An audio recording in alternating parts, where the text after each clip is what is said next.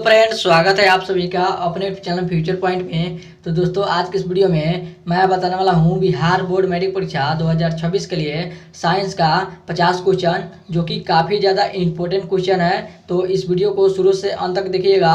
और दोस्तों, अगर इस चैनल पे आप नए हैं तो चैनल को सब्सक्राइब कीजिएगा और वीडियो को लाइक जरूर कीजिएगा। तो चलिए स्टार्ट करते हैं आज का वीडियो। तो दोस्तों, यहाँ पे आपका पहला नंबर प्रश्न है, उपचयन वह प्रक्रिया है जिसमें, आपका क्वेश्चन है उपचयन वह प्रक्रिया है जिसमें क्या होता है। तो याद रखिएगा, ऑक्सीजन का योग होता है। क्या होता है? तो ऑक्सीजन का योग होता है। याद रखिएगा, ये भी बहुत ज़्यादा इंपॉर्टेंट प्रश्न है बोर्ड एग्जाम 2026 के लिए। आगे बढ़ते हैं अगले प्रश्न को। तो दोस्तों, यहाँ पे आपका अगला प्रश्न है, जो कि क्वेश्चन थोड़ा बड़ा है, मैं इसको छोटा करता हूँ। तो दोस्तों, यहाँ पे आपका अगला प्रश्न है, मोटर गाड़ी के हेडलाइट तथा बैक लाइट में किस दर्पण का उपयोग किया जाता है। आपका क्वेश्चन है, मोटर गाड़ी के हेडलाइट तथा बैक लाइट में किस दर्पण का उपयोग किया जाता है। बताइए कमेंट करके, किस दर्पण का उपयोग किया जाता है। तो याद रखिएगा, अवतल दर्पण का उपयोग किया जाता है। किस दर्पण का उपयोग किया जाता है? तो अवतल दर्पण का उपयोग किया जाता है। आगे बढ़ते हैं अगला प्रश्न को। तो दोस्तों, यहाँ पे आपका अगला प्रश्न है, प्रकाश रासायनिक अभिक्रिया में बताइए क्या होता है। आपका क्वेश्चन है, प्रकाश रासायनिक अभिक्रिया में प्रकाश का अवशोषण होता है। क्या होता है? तो प्रकाश का अवशोषण होता है। यहाँ पे आपका ए ऑप्शन राइट आंसर होगा। चलिए चलते हैं अगला प्रश्न को। तो दोस्तों, यहाँ पे आपका अगला प्रश्न है, स्त्री केसर में, आपका क्वेश्चन है, स्त्री केसर के आधारीय भाग को कहते हैं। तो बताइए क्या कहते हैं। आपका क्वेश्चन है, स्त्री केसर के आधारीय भाग को कहते हैं। तो याद रखिएगा, क्या कहते हैं? तो अंडाशय कहते हैं। क्या कहते हैं? तो अंडाशय कहते हैं। यहाँ पे आपका बी ऑप्शन राइट आंसर होगा। आगे बढ़ते हैं अगला प्रश्न को। तो दोस्तों, यहाँ पे आपका अगला प्रश्न है, दर्पण के लंबाई को क्या कहते हैं। आपका क्वेश्चन है, दर्पण के लंबाई को क्या कहते हैं। तो याद रखिएगा, द्वारक कहते हैं। क्या कहते हैं? तो द्वारक कहते हैं, जो कि यहाँ पे आपका ए ऑप्शन राइट आंसर होगा। आगे बढ़ते हैं अगला प्रश्न को। तो दोस्तों, यहाँ पे आपका अगला प्रश्न है, यहाँ पे आपका अगला प्रश्न है, रिवार्ड्स, आपका क्वेश्चन है, रिडॉक्स के अभिक्रिया में, आपका क्वेश्चन है, रिडॉक्स अभिक्रिया में क्या होता है। तो याद रखिएगा, रिडॉक्स अभिक्रिया में ऑक्सीजन और अपकरण दोनों साथ साथ होते हैं। क्या होते हैं? तो ऑक्सीजन और अवकरण, यहाँ पे अपकरण होगा, अवकरण हो रहा है, दोनों साथ साथ होते हैं। क्या होते हैं? तो ऑक्सीजन और अवकरण दोनों साथ साथ होते हैं। यहाँ पे आपका बी ऑप्शन राइट आंसर होगा। आगे बढ़ते हैं अगला प्रश्न कोड। ऐसे टाइपिंग करने में थोड़ा बहुत गलत भी हो जाता है, तो इसको सुधार कर लीजिएगा। आगे बढ़ते हैं अगला प्रश्न को। तो दोस्तों, यहाँ पे आपका अगला प्रश्न है, प्रकाश संश्लेषण में कौन सा गैस बाहर निकलता है। बताइए कमेंट करके, प्रकाश संश्लेषण में कौन सा गैस बाहर निकलता है। तो याद रखिएगा, ऑक्सीजन बाहर निकलता है। कौन बाहर निकलता है? तो ऑक्सीजन बाहर निकलता है। यहाँ पे आपका बी ऑप्शन राइट आंसर होगा। आगे बढ़ते हैं अगला प्रश्न को। तो दोस्तों, यहाँ पे आपका अगला प्रश्न है, वह रेखा जो वक्रता केंद्र और ध्रुव से होकर गुजरता है उसे क्या कहते हैं। आपका क्वेश्चन है, वह रेखा जो वक्रता केंद्र और ध्रुव से होकर गुजरता है उसे क्या कहते हैं। तो याद रखिएगा, प्रधान अक्ष कहते हैं। क्या कहते हैं? तो प्रधान अक्ष कहते हैं। यहाँ पे आपका ए ऑप्शन राइट आंसर होगा। आगे बढ़ते हैं अगला प्रश्न को। तो दोस्तों, यहाँ पे आपका अगला प्रश्न है, जिस न्यूनतम ताप पर, आपका क्वेश्चन है, जिस न्यूनतम ताप पर कोई पदार्थ जलाना प्रारंभ करता है उसे क्या कहते हैं। आपका क्वेश्चन है, जिस न्यूनतम ताप पर कोई पदार्थ जलाना प्रारंभ करता है उसे कहते हैं। तो बताइए उसे क्या कहते हैं। तो याद रखिएगा, क्या कहते हैं? तो ज्वलन ताप कहते हैं। क्या कहते हैं? तो ज्वलन ताप कहते हैं। यहाँ पे आपका ए ऑप्शन राइट आंसर होगा। आगे बढ़ते हैं अगला प्रश्न को। तो दोस्तों, यहाँ पे आपका अगला प्रश्न है, निम्न में से किसका उपयोग फल पकाने में किया जाता है। आपका क्वेश्चन है, निम्न में से किसका उपयोग फल पकाने में किया जाता है। तो याद रखिएगा, किसका उपयोग फल पकाने में किया जाता है। तो एथिलीन का उपयोग फल पकाने में किया जाता है। किसका उपयोग किया जाता है? तो एथिलीन का फल पकाने में उपयोग किया जाता है, जो कि बी ऑप्शन में है। यहाँ पे आपका बी ऑप्शन राइट आंसर होगा। आगे बढ़ते हैं अगला प्रश्न को। तो दोस्तों, यहाँ पे आपका अगला प्रश्न है, वक्रता केंद्र और ध्रुव में मध्य में जो बिंदु होता है उसे क्या कहते हैं। आपका क्वेश्चन है, वक्रता केंद्र और ध्रुव के मध्य में जो बिंदु होता है उसे क्या कहते हैं। बताइए कमेंट करके, जो बिंदु होता है उसे क्या कहते हैं। तो याद रखिएगा, फोकस कहते हैं। क्या कहते हैं? तो फोकस कहते हैं। यहाँ पे आपका ए ऑप्शन राइट आंसर होगा। आगे बढ़ते हैं अगला प्रश्न को। तो दोस्तों, यहाँ पे आपका अगला प्रश्न है, शरीर में भोजन का पचना कौन सा अभिक्रिया है। आपका क्वेश्चन है, शरीर में भोजन का पचना कौन सा अभिक्रिया है। बताइए कमेंट करके, कौन सा अभिक्रिया है। तो कौन सा है? तो ऑक्सीकरण है। क्या है? तो ऑक्सीकरण अभिक्रिया है। यहाँ पे आपका बी ऑप्शन राइट आंसर होगा। आगे बढ़ते हैं अगला प्रश्न को। तो दोस्तों, यहाँ पे आपका अगला प्रश्न है, यहाँ पे आपका अगला प्रश्न है, निषेचन के फलस्वरूप अंडाशय की दीवारें बनाती है? आपके क्वेश्चन है निषेचन के फलस्वरूप अंडाशय की दीवारें बनाती है। तो बताइए इसका आंसर क्या होगा? तो याद रखिएगा इसका आंसर क्या होगा? तो फल होगा। यहाँ पे आपका फल बी ऑप्शन राइट आंसर होगा। आगे बढ़ते हैं अगला प्रश्न को। तो दोस्तों यहाँ पे आपका अगला प्रश्न है अवतल दर्पण में जब वस्तु अनंत पे हो तो वस्तु का प्रतिबिंब कहाँ बनेगा? आपका क्वेश्चन है अवतल दर्पण में जब वस्तु का आपका क्वेश्चन है अवतल दर्पण में जब वस्तु अनंत पे हो तो वस्तु का प्रतिबिंब कहाँ बनेगा? बताइए कमेंट करके कहाँ पे बनेगा वस्तु का प्रतिबिंब कहाँ पे बनेगा? याद रखिएगा फोकस पे बनेगा। कहाँ पे बनेगा? तो फोकस पे बनेगा। यहाँ पे आपका बी ऑप्शन राइट आंसर होगा। आगे बढ़ते हैं अगला प्रश्न को। तो दोस्तों यहाँ पे आपका अगला प्रश्न है रासायनिक अभिक्रियाओं का व्यक्त किया जाता है। आपका क्वेश्चन है रासायनिक अभिक्रियाओं का व्यक्त किया जाता है। तो याद रखिएगा इसका आंसर क्या होगा? तो समीकरणों के द्वारा व्यक्त किया जाता है। किसके द्वारा व्यक्त किया जाता है? तो समीकरणों के द्वारा व्यक्त किया जाता है। यहाँ पे आपका सी ऑप्शन राइट आंसर होगा। आगे बढ़ते हैं अगला प्रश्न को। तो दोस्तों यहाँ पे आपका अगला प्रश्न है जाइलम किसके लिए उत्तरदायी होता है? बताइए कमेंट करके जाइलम किसके लिए उत्तरदायी होता है? तो जल का परिवहन के लिए उत्तरदायी होता है। किसके लिए उत्तरदायी होता है? तो जल का परिवहन के लिए उत्तरदायी होता है। यहाँ पे आपका ए ऑप्शन राइट आंसर होगा। आगे बढ़ते हैं अगला प्रश्न को। तो दोस्तों यहाँ पे आपका अगला प्रश्न है अवतल दर्पण में आपका क्वेश्चन है अवतल दर्पण में जब वस्तु वक्रता केंद्र पर स्थित हो तो उसका प्रतिबिंब कहाँ बनता है? आपका क्वेश्चन है अवतल दर्पण में जब वस्तु वक्रता केंद्र पर स्थित हो तो उसका प्रतिबिंब कहाँ बनता है? बताइए कमेंट करके उसका प्रतिबिंब कहाँ पे बनता है? तो याद रखिएगा वक्रता केंद्र पर बनता है। कहाँ पे बनता है? तो वक्रता केंद्र पर बनता है। यहाँ पे आपका डी ऑप्शन राइट आंसर होगा। आगे बढ़ते हैं अगला प्रश्न को। तो दोस्तों यहाँ पे आपका अगला प्रश्न है समीकरण के बाएं एवं दाएं दोनों ओर आपका क्वेश्चन है समीकरण के बाएं एवं दाएं दोनों ओर प्रत्येक प्रकार के परमाणुओं की संख्या समान है यह समीकरण है। बताइए इसका आंसर क्या होगा? तो याद रखिएगा इसका आंसर क्या होगा? तो संतुलित होता है। क्या होता है? तो संतुलित होता है यानी कि दोनों समान होता है। यहाँ पे आपका बी ऑप्शन राइट आंसर होगा। याद रखिएगा। आगे बढ़ते हैं अगला प्रश्न को। तो दोस्तों यहाँ पे आपका अगला प्रश्न है किस हार्मोन के कारण पत्तियां मुरझा जाती है? आपका क्वेश्चन है किस हार्मोन के कारण पत्तियां मुरझा जाती है? बताइए कमेंट करके किस हार्मोन के कारण पत्तियां मुरझा जाती है? तो याद रखिएगा किसके कारण से पत्तियां मुरझा जाती है?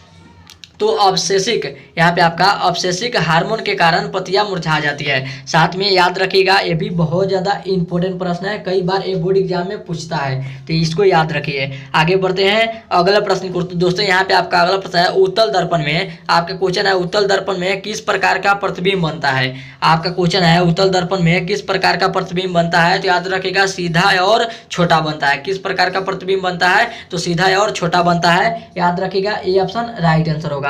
आगे बढ़ते हैं अगला प्रश्न को। तो दोस्तों यहाँ पे आपका अगला प्रश्न है किसे चाकू से काटा जा सकता है? बताइए कमेंट करके किसे चाकू से काटा जा सकता है? तो याद रखिएगा लिथियम और सोडियम दोनों को काटा जा सकता है। और सोडियम फर्स्ट नंबर पे दिया हो, अगर लिथियम ना दिया हो तो सोडियम भी काटा जा सकता है। तो सी ऑप्शन लगाइएगा। आगे बढ़ते हैं अगला प्रश्न को। तो दोस्तों यहाँ पे आपका अगला प्रश्न है अवतल दर्पण में आपका क्वेश्चन है अवतल दर्पण में कैसा प्रतिबिंब बनता है? बताइए कमेंट करके अवतल दर्पण में कैसा प्रतिबिंब बनता है? तो याद रखिएगा बड़ा और छोटा बनता है। कैसा प्रतिबिंब बनता है? तो बड़ा और छोटा बनता है। यहाँ पे आपका ए ऑप्शन राइट आंसर होगा।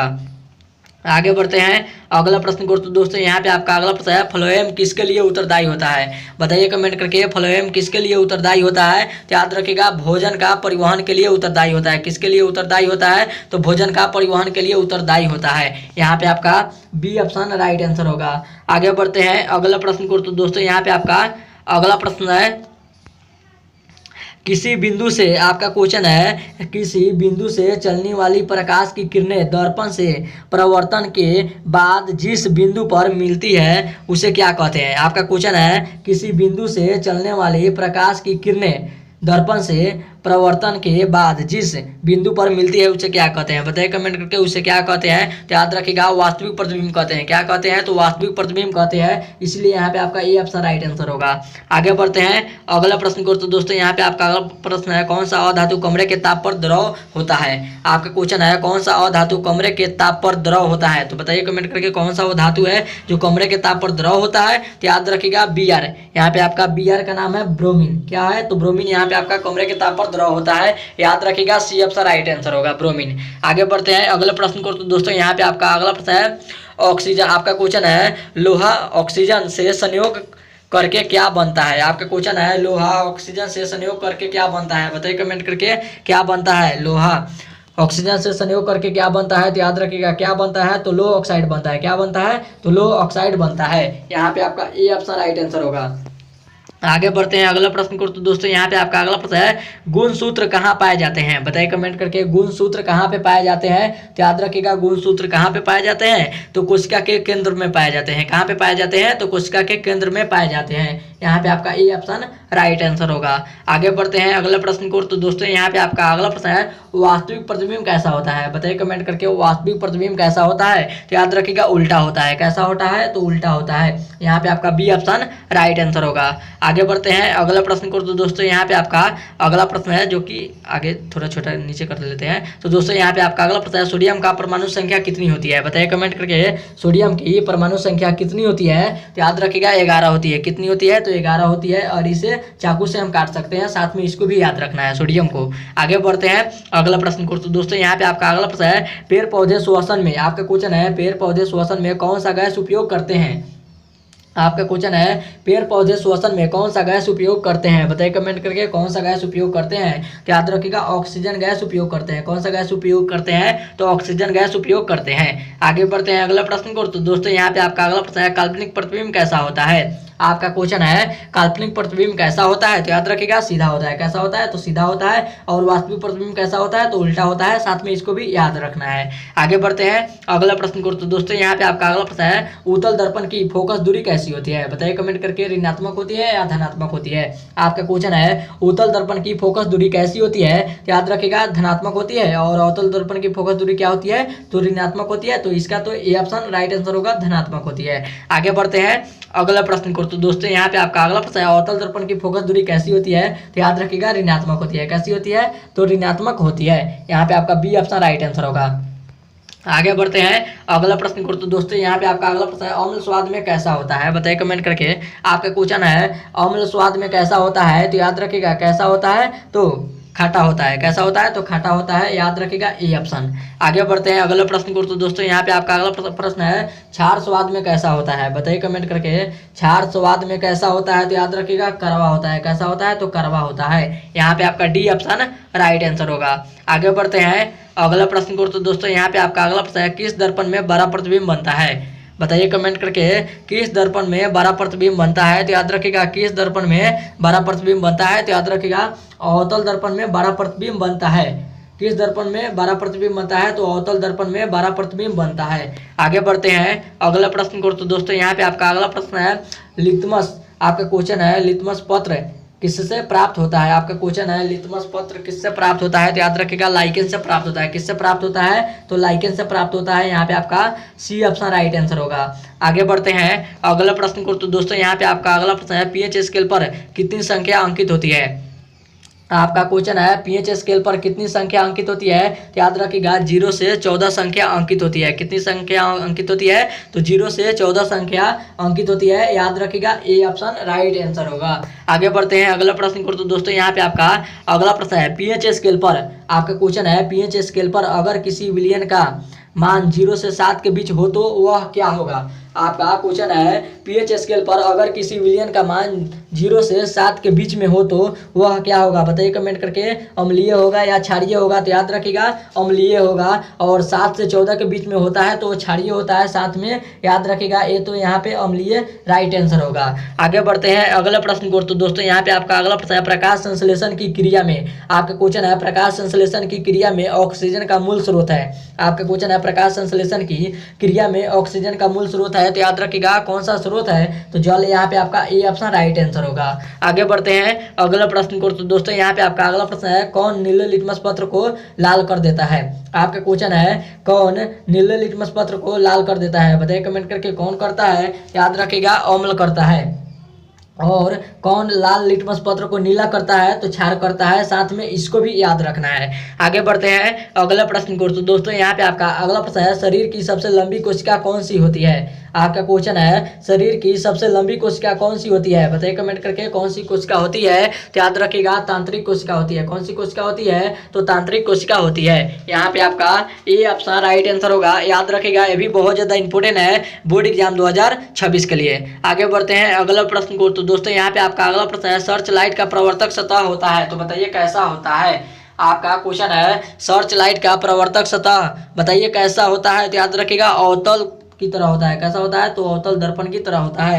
आगे बढ़ते हैं अगला प्रश्न को। तो दोस्तों यहाँ पे आपका जो क्वेश्चन पहले बताए थे वो आ गया। तो दोस्तों यहाँ पे आपका अगला प्रश्न है कौन लाल लिटमस पत्र को नीला करता है? बताइए कमेंट करके कौन करता है। तो याद रखिएगा क्षार करता है। कौन करता है? तो क्षार करता है। यहाँ पे आपका ए ऑप्शन राइट आंसर होगा।